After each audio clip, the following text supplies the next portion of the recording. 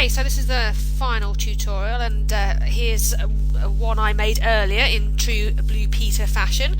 Just zoomed in on some of the icons so that you can see how they're looking. Now, the final thing was to is to make it look like that it's got the shadow, or the reflection rather, underneath it.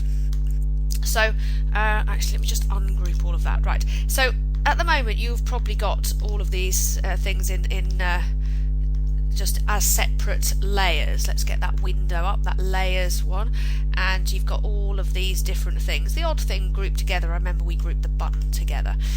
Now what we can do is we can group the whole thing into one image. Now there's a number of ways to do this. We could use the keyboard and say Control A.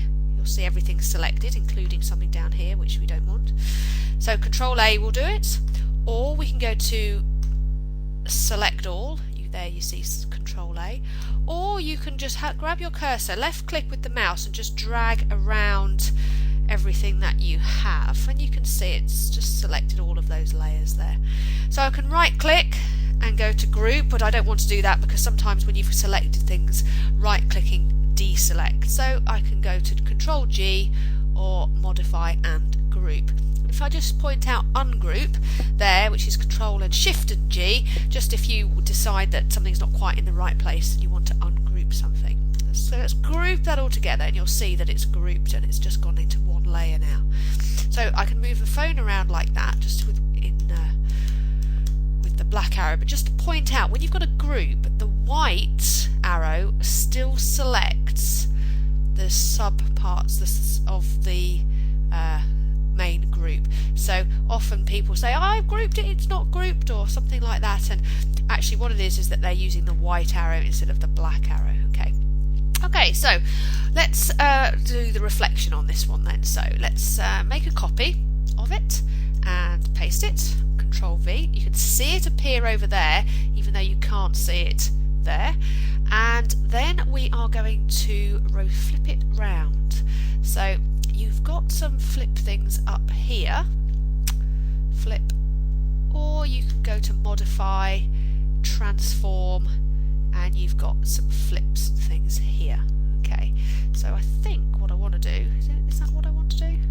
There you go. So I've flipped it vertically, and now I can move it down to there. I'll have to just zoom out a bit so you can see. In fact, I need to make my canvas bigger, don't I? So if I want to make my canvas bigger, click on Canvas to get the properties up and make it a little bit taller. There we go. So I can move that up there like that.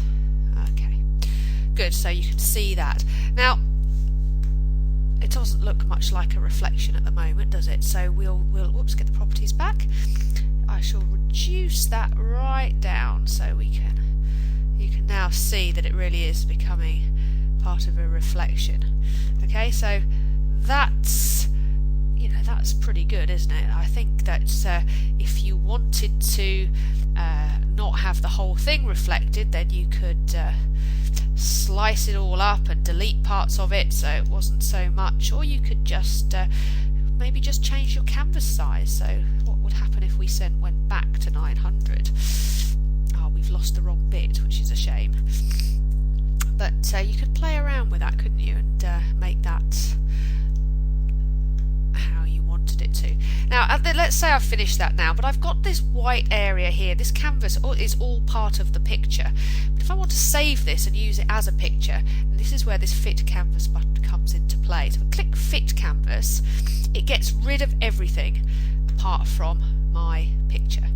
Okay, so now I have my picture, and I can use it. And what I'd like you to do is you're going to finish off your phone, and then if you could put it into a document of some description, talk to your teacher about what they might want you to do, or you might decide to put it into a Prezi or a PowerPoint or something else, and label it with some ideas of what you think that you'd like on a kind of mobile phone. Think of some weird and well, maybe not weird and weird and wacky. The future, mobile phones are changing so fast. What do you think there might be on mobile phones in the future? What apps might you have? So use your imagination, make a great phone, and then tell us